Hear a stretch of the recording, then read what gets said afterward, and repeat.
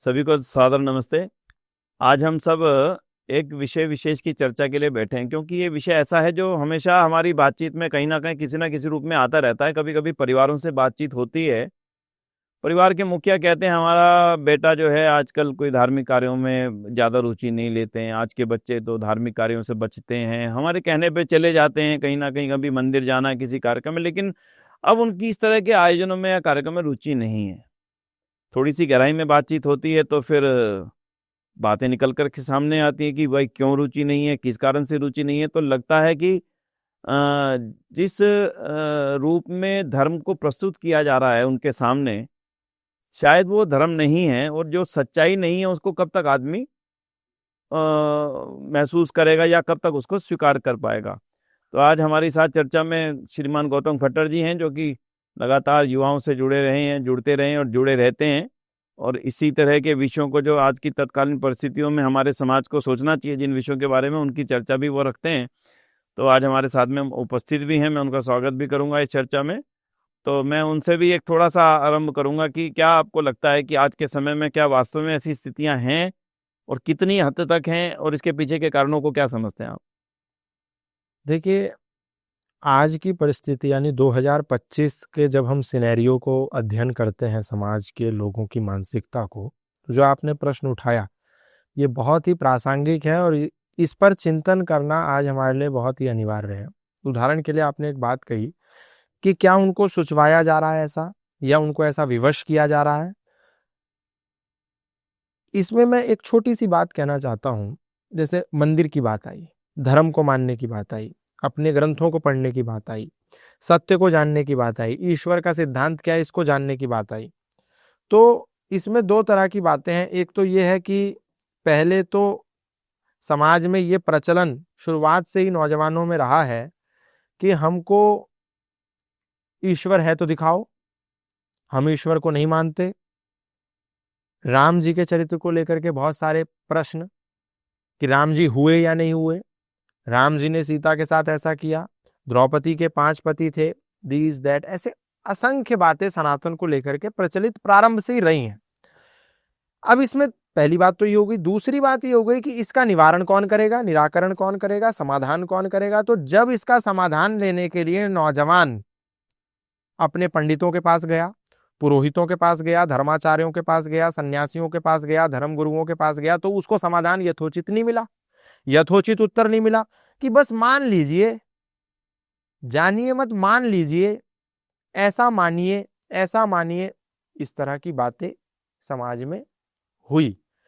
अब इसका निराकरण कौन करे? तो निराकरण समाज में केवल एक ही के पास था, और वो था आर्य समाज।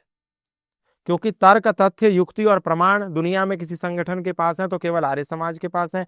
ईश्वर को वैज्ञानिक दृष्टिकोण से मानना, जानना, तब उसकी उपासना करना है दुनिया में। इतना बड़ा वाक्य यदि किसी ने कहा तो वो केवल आर्य समाज ने कहा, ऋषि दयानंद ने कहा, और किसी ने नहीं कहा। और सबने कहा मान लो। जानने की बात किसी ने भी नहीं करी। अब जो जनाने की बात करता है, यानी जो प्रूफ करने की बात करता है, जो लॉजिक की बात करता है, जो साइंस की बात करता है, उसको लेकर के जो आपने बात कही कि क्या ऐसा सोच रहे हैं या सुचवाया जा रहा है, तो क्या लोगों के बीच में इस बात को लेकर, आर्य समाज की आइडियोलॉजी को लेकर भ्रांति है या भ्रांति बोई जा रही है? ये अपने आप में एक बहुत बड़ा प्रश्न है। तो जब हमने इस पर शोध किया तो ये पाया कि आर्य समाज को लेकर के लोगों में जो हीन भावना आ गई, अब तो बहुत समाधान हो गया बहुत हद तक, लेकिन जो रही है वो रही नहीं है, वो बोई गई है। क्योंकि विधर्मी लोग ये जानते हैं कि देश का नौजवान यदि ईश्वर को समझने के लिए आर्य समाज की शरण में जाएगा तो वो तो पक्का ईश्वरवादी, पक्का वेदवादी और पक्का धार्मिक हो जाएगा। ढोंग, आडंबर, पाखंड और अंधविश्वास दूर दूर तक नहीं रहेंगे। और यदि हिंदू समाज में ढोंग, आडंबर, अंधविश्वास और पाखंड और नास्तिकतावाद नौजवानों में नहीं रहेगा तो फिर तो ये हमारे लिए घातक हो जाएंगे। तो उन्हीं के बीच में, उन्हीं के एक वेदवादी, ईश्वरवादी संगठन को लेकर के उन्होंने कहा कैसे कार्य करें। तो एक भ्रांति पैदा कर दी कि देखो, ये तो ईश्वर को नहीं मानते, वेद को नहीं मानते, धर्म को नहीं मानते, नास्तिक हैं। ये तक कहा, आज एक टर्म चल पड़ा है सोशल मीडिया की दुनिया में, आर्य समाज को लेकर एक नया टर्म चला है, नमाजवादी, आर्य नमाजी, ये शब्द बहुत चला है। आर्य समाजी की जगह आर्य नमाजी है ये तो जी, ये आर्य नमाजी है। अब उन मूर्खों को ये नहीं पता कि जिसको तुम इस्लाम से जोड़ रहे हो आर्य नमाजी कह के, दुनिया में जब कोई इस्लाम से लड़ने के लिए तैयार नहीं था, और एक शब्द, केवल इस्लाम शब्द भी कोई अपनी पुस्तक में लिखना नहीं चाहता था। खंडन और मंडन तो बहुत दूर की बात है, उस शब्द पे कोई टच ही नहीं करता था। उस समय ऋषि दयानंद ने लिखा, तो वो लोग जानते थे कि इनके पास तथ्य है, तर्क है, युक्ति है, प्रमाण है, सिद्धांत है। अगर ये सिद्धांत देश के 80% नौजवान में प्रचारित हो गया तो ये हमको पूछने वाले नहीं है, और ये फिर सीधा हमसे टक्कर करेंगे और हमसे प्रश्न पूछेंगे और हमारे पास कोई उत्तर नहीं होगा। तो उन्हीं के बीच में एक ऐसे संगठन को बदनाम कर दिया, जो समाधान दे सकता था उसके खिलाफ इतना जहर बो दिया कि अब लोग जैसे आर्य समाज नाम सुनते हैं तो 50% लोग तो पहले डर जाते हैं, अरे ये तो ईश्वर को नहीं मानते, वेद को नहीं मानते, धर्म को नहीं मानते। और उन्हीं के बच्चे वेद को नहीं मान रहे हैं, ईश्वर को नहीं मान रहे हैं, नास्तिक हैं, लेकिन उनके मन में एक ऐसी भावना पैदा कर दी कि अपने बच्चों को भी वो समाधान के लिए यहाँ नहीं भेजना चाहते।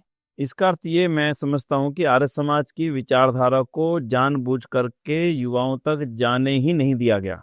सत्य बात है। किसी ना किसी रूप में रोका गया कि ये विचारधारा ना जा पाए, और जिन नौजवानों में गई उन्होंने देश के लिए और समाज के लिए जो कुछ किया है वो सबके सामने है।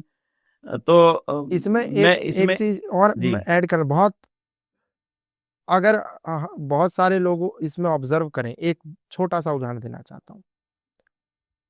दो व्यक्ति थे आर्य समाजी, एक भगत सिंह और एक राम प्रसाद बिस्मिल। भगत सिंह आर्य समाजी थे, इसके प्रमाण उन्होंने अपने लेटर्स में, अपने साहित्य में, अपने पत्राचार में बहुत स्थानों पर दिए। उनके जो एंसेस्टर्स थे, जो उनके पूर्वज थे, सरदार अर्जुन सिंह, सरदार किशन सिंह, उस पूरी पीढ़ी में आर्य समाज का ब्लड फ्लो करता था। लेकिन उन्होंने जाते जाते एक वो लिख दिया लेख, मैं नास्तिक क्यों। तो जब वो लेख लिखा तो उस लेख को कितना वामपंथियों ने भुनाया कि भगत सिंह नास्तिक का पर्याय, नास्तिकतावाद का पर्यायवाची, कम्युनिस्ट, ऐसे करके खूब प्रचारित किया। और भगत सिंह को खूब प्रचारित किया कि क्रांतिकारी मतलब नास्तिक। और वहीं एक और क्रांतिकारी था, राम प्रसाद बिस्मिल। आप उनके लेटर पढ़िए, उनका फांसी का समय देखिए, उनके यज्ञ का जो पूरा उनके दिनचर्या में था, विश्वानी देव मंत्र बोल करके फांसी का फंदा लिया। उस क्रांतिकारी को कहीं भी प्रचारित नहीं किया। इसके पीछे एक बहुत बड़ा षड्यंत्र था कि अगर हमने राम प्रसाद बिस्मिल को हाईलाइट कर दिया तो देश का नौजवान क्रांति, अभी आज क्रांति की जब बात आती है तो भगत सिंह का नाम ज्यादा पॉपुलर है, राम प्रसाद बिस्मिल का इतना नहीं है। वो जानबूझ के नहीं होने दिया, क्योंकि वो इस बात को जानते थे कि अगर राम प्रसाद बिस्मिल का नाम क्रांतिकारियों में ज्यादा फेमस हो गया। आपका कहने का अर्थ ये कि पूरी तरह से एजेंडा लागू किया गया, सोच करके किया गया कि किसको फेमस करना, क्यों फेमस करना, और किसका कैसे लाभ लेना। अभी तो ये भी अपने आप में क्वेश्चन है कि क्या भगत सिंह जी ने वास्तव में वो लिखा था कि नहीं लिखा था, वो अपने आप में क्वेश्चन, उधर नहीं जाते। क्यों? उसका पीछे का कारण है, एक व्यक्ति की पूरी विचारधारा जीवन से चली आ रही है लगातार, उनके दादा से, उनके पिता से, उनकी पूरी परिवार की लिगेसी उनके सामने, और स्पष्ट है कि वो आर्य समाज है और कुछ नहीं हो सकता। तो उसके बिना उसको अपने साथ में जोड़ते हुए अचानक उसके विपरीत चले जाना, मुझे नहीं लगता भगत सिंह जी जैसी शख्सियत के साथ ऐसा हुआ होगा। लेकिन मेरा फिर से एक प्रश्न यहाँ पर आता है, तर्क। जब किसी भी युवा के साथ में तर्क के साथ में बात की जाती है, वो 10 मिनट से पहले पहले स्वीकार कर लेता कि आपकी बात ठीक है। एक प्रश्न आया हमारे सामने, मैं ऑस्ट्रेलिया में गया, एक परिवार के साथ में चर्चा हुई, बच्चे थे, 12वीं उनकी बेटी पढ़ती थी। तो वो बोली कि हमारे यहाँ पर हिंदू फेथ पढ़ाया जाता है स्कूल में, तो उसमें महाभारत रामायण का जिक्र आता, पर मैं उसको स्वीकार नहीं कर पा रही हूँ कि वो ठीक है, क्योंकि मेरी फ्रेंड भी पूछती है कि ऐसा कैसे हो सकता है कि पूरी लंका को कोई जला दे। लंका में फायर ब्रिगेड होंगी, राज्य था, सैनिक होंगे, उनको कोई पकड़ नहीं सका, लंका को जला दिया एक व्यक्ति ने। I don't believe. और उस कारण से वो पूरी रामायण को बिलीव करने के लिए तैयार नहीं है।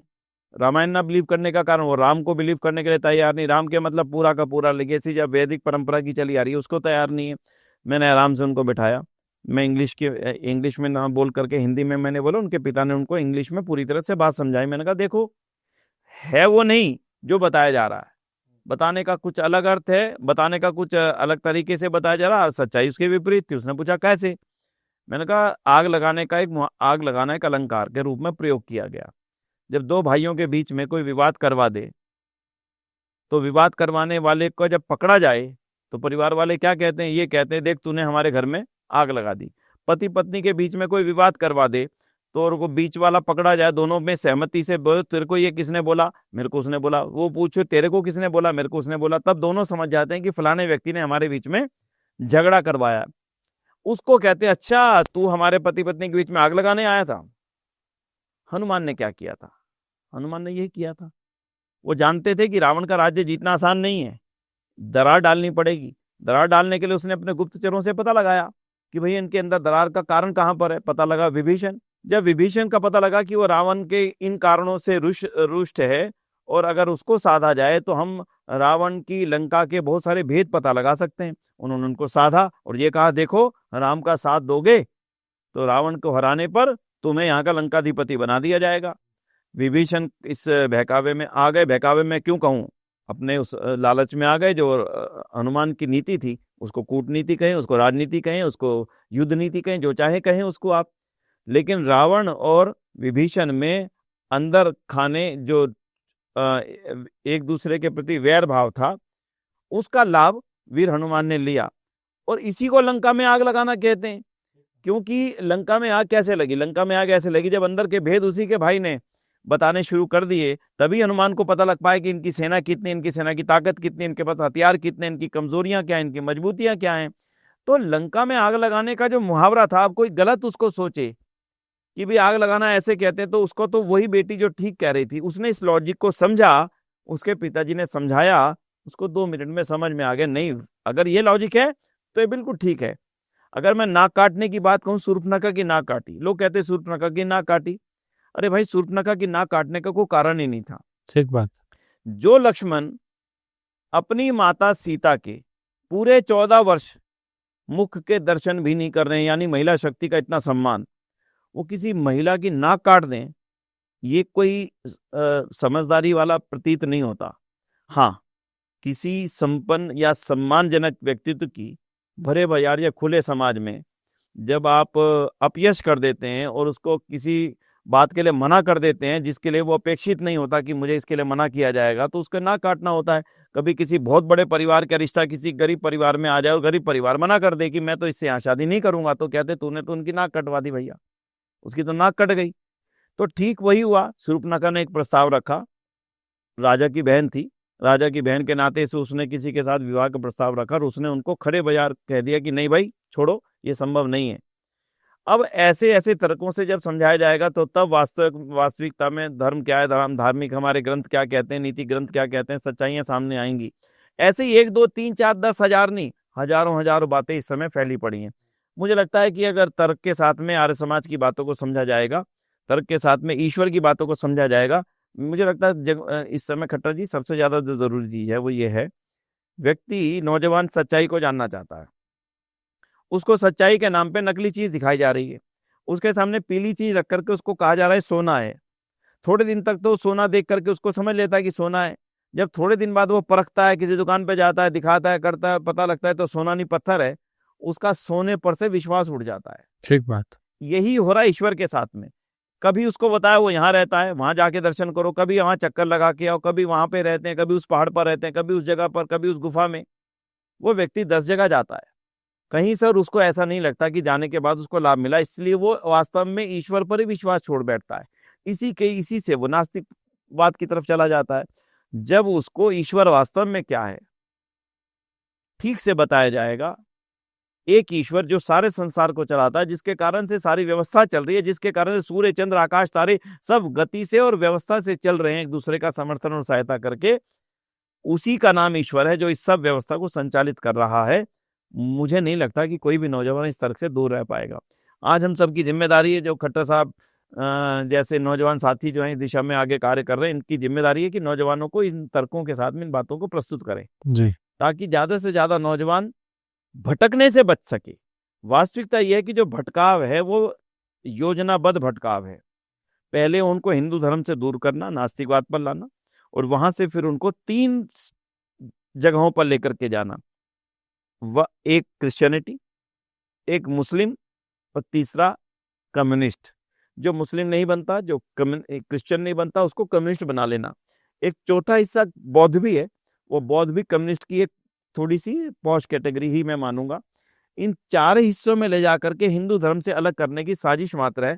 आज हिंदू धर्म के सभी जिम्मेदार लोगों को इसको समझना पड़ेगा कि हमारा नौजवान अगर नास्तिक बन रहा है तो नास्तिकता से अगली स्टेज किसी और मत पंथ को स्वीकार कर लेना है। इसलिए आज ही सावधान होकर के हमें इस विषय में कार्य करना चाहिए। ऐसा ही मेरा तो सोचना यही है।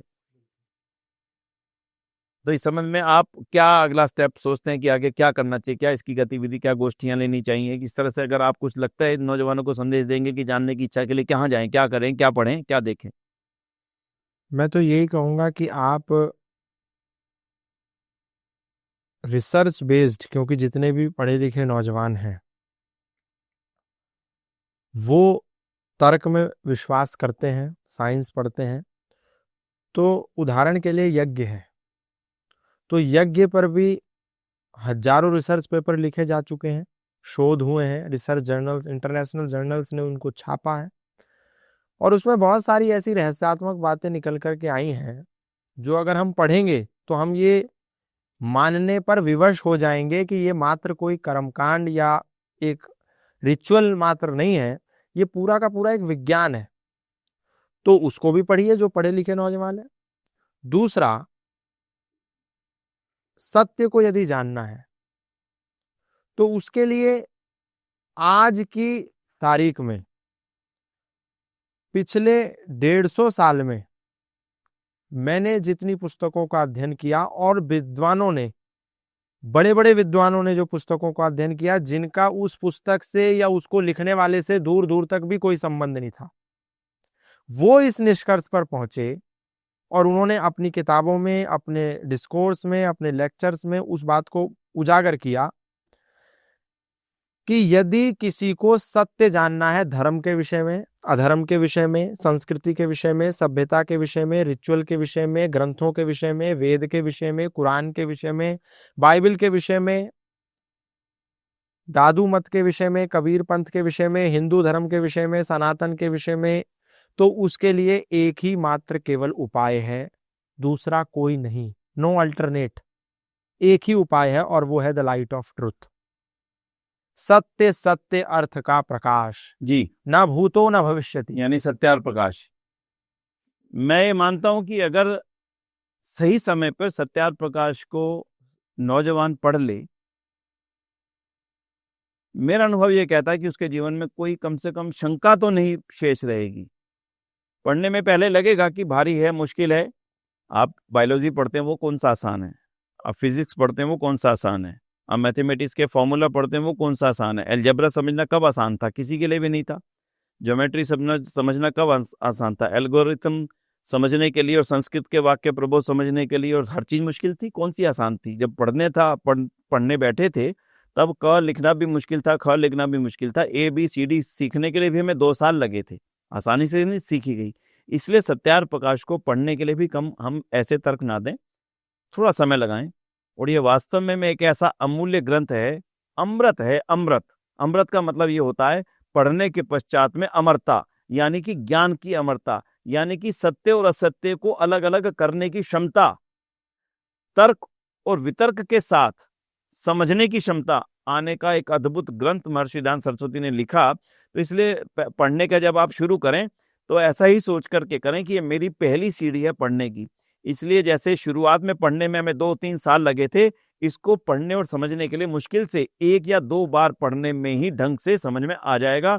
बड़े अच्छे वर्जन उपलब्ध हैं इसके। इसलिए अगर नास्तिकता का मन में भाव भी पैदा हो रहा हो हमारे नौजवान के अंदर, तो उसको एक बार ऋषि दयानंद का ग्रंथ सत्यार प्रकाश का पहला अध्याय अवश्य पढ़ना चाहिए, धैर्य से पढ़ना चाहिए। उसमें उसको ज्यादा से ज्यादा अपने प्रश्नों के समाधान मिलेंगे।